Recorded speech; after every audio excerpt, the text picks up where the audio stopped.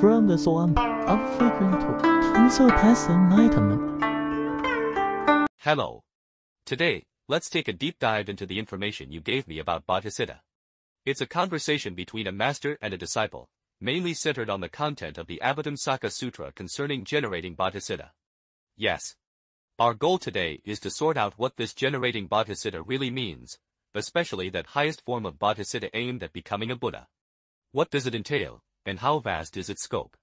This topic actually touches on the deeper motives behind our actions, as well as how we learn, grow, and face challenges. Right? Even if you look at the wisdom here from outside a religious context, for example, how you set goals, cope with difficulties, and help others, it's quite inspiring for how each of us learns and improves ourselves. Let's cut to the chase. I noticed the material specifically emphasizes that generating that highest bodhisattva is not on the same level as what we normally think of as doing some good deeds. It's not the same scale at all. For instance, it says it's not just about using all kinds of good things, like gold and silver treasures, to make offerings to sentient beings for hundreds of billions of eons. Or teaching people to practice the 5 precepts, the 10 virtues, the 4 meditative absorptions, or even attaining the fruits of an arhat or pratyabhadita. Those are certainly good deeds, and very remarkable ones at that. But the goal of generating the highest bodhisattva is far, far grander. What exactly is it? Simply put, the ultimate goal is to achieve Buddhahood. The text lists a whole string of for the purpose of. The core is to be able to completely understand the creation and destruction of all worlds, and also to understand the dispositions of all sentient beings, their preferences, afflictions, habits, birth, old age, sickness, death, and cycles of rebirth. Also, their capacities, what methods can help them, their thoughts, and even the wisdom of the past, present, and future. The ultimate purpose is to know the equal nature of the realm of all Buddhas. This is a vision and goal on a truly cosmic scale. The scope is indeed massive. The material also has a metaphor that I found very interesting and vivid. Which one? It compares our state of being trapped by afflictions like greed, hatred, ignorance, arrogance, and doubt to being stuck in a bog. Yes, that's a classic metaphor. You sink faster the more you struggle. Exactly. That metaphor perfectly illustrates the obstructive nature of afflictions. So how do you get out? The material also mentioned a few methods. For example, lying down or rolling to increase your surface area. Right, that's a physical concept. In a symbolic sense, you have to change your approach, or use tools. For example, a tractor with special wheels comes to pull you out. That's a powerful image. That symbolizes wisdom, or the skillful means that come with great merit. Or you have to rely on external help. For example, the Buddhas and Bodhisattvas come to help you, like the boat of compassion of Gaudiya Bodhisattva, or a Bodhisattva building a bridge for you. Right, that symbolizes faith and external blessings. But what's the most crucial part? The afflictions themselves make you reject these methods. Look, a greedy person might see fish or other temptations in the bog, forget the danger, and not want to get out. That makes sense. A person with strong hatred might complain about how poorly the bridge is built, or how slow the tractor is. They're being picky? Yes. And a person with arrogance scoffs, thinking, why should I rely on others to help me? I'll do it myself. A person with heavy doubt will wonder, is this bridge safe? Does the person helping me have ulterior motives? That's so true. So you see, this is actually a reminder that very often, our internal negative mental states are the biggest obstacle to getting out of a difficult situation, even more troublesome than the bog itself. Indeed. You can reflect on what your own mental bog looks like. Everyone probably has one. This brings up another point mentioned in the material, which is a bodhisattva does not have a fixed limit. That sounds like it means a bodhisattva's methods for helping people don't have a single standard. That's exactly it. There's no fixed template. Wow. Because the dispositions, preferences, and afflictions of every sentient being are truly diverse. And they aren't static, they change dynamically. This person might be greedy one moment, then get angry the next, and a moment later they start to doubt. The intensity also varies. So a bodhisattva can't just say, I only know this one move, so I'll use only this. That definitely won't work. Tailored to the patient? Yes.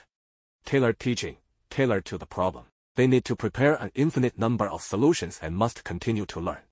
That's why it's said, Dharma gates are boundless, I vow to learn them all. And what's most interesting is that the material mentions that it is precisely these strange problems of sentient beings, all these different afflictions, and even the aspects that seem quite disgusting, that become the supporting conditions for a bodhisattva to learn, practice, accumulate merit and wisdom, and ultimately achieve Buddhahood. Oh, is that what it means? So these troubles actually become opportunities for growth? You can understand it that way. They're like the best textbooks and practice problems. Without them, where would a bodhisattva's wisdom and skillful means come from? That makes sense. So earlier you mentioned that generating this resolve is for the purpose of knowing all worlds. Is this knowing merely an informational kind of knowing, like I'm aware of this? Far from it, far from it. This knowing is not the superficial kind of understanding we usually mean when we say, oh, I know. It's a very deep, thorough, and insightful understanding that allows you to control and use that knowledge. Can you give me an example? For example, understanding an airplane. It's not just seeing its shape and saying, this is a plane. That's knowing. Thoroughly knowing is accurately understanding all its components, its working principles, its performance limits, how to operate it, and being able to fly it perfectly to achieve your desired outcome, for example, flying safely from point A to point B. That's what thoroughly knowing is, a deep understanding you can control and apply. That, by the same token, thoroughly knowing the world, knowing sentient beings, and even knowing ourselves, how our mind and body work, how afflictions arise and how they are extinguished, requires this level of depth. The material also mentioned the point that many of our perceptions are acquired through later conditioning, that is, learning, imitation, and environmental influences. Yes, that's what it means. It's like the metaphor of staring until your eyes are strained and you start seeing things, like little stars. I've had that feeling before. Those aren't how things really are. They're phenomena produced by your own eye fatigue. Many things we think we know might be similar, they're all habits and preconceptions superimposed onto things, not necessarily the truth. This is a very important reminder. This makes me think of the last point, which sounds a bit contradictory. The coarse world is precisely the subtle world. That's a very profound statement. How can a coarse reality also be the subtle, essential nature? It sounds very abstract. The material used a screen metaphor to explain it, which I thought was great. A screen? Yes. Look, a display screen itself is neither beautiful nor ugly, right? Right. But it can show very beautiful images, and it can also show very ugly or even terrifying images. But no matter what it displays, does the material of the screen itself, its fundamental nature, change? No, it doesn't. Likewise, all the phenomena of this world we see, the mountains, rivers, land, men, women, young, all these seemingly coarse phenomena, they are all manifested based on that self-nature, which is the subtle essence of emptiness. While these coarse phenomena are being displayed, their fundamental nature has never left that subtle self-nature. It's like what the Heart Sutra says, form is emptiness, emptiness is form. I think I get it a little. It's that phenomenon and essence are not two things, right? You could say that. The key lies in how you understand and apply this point.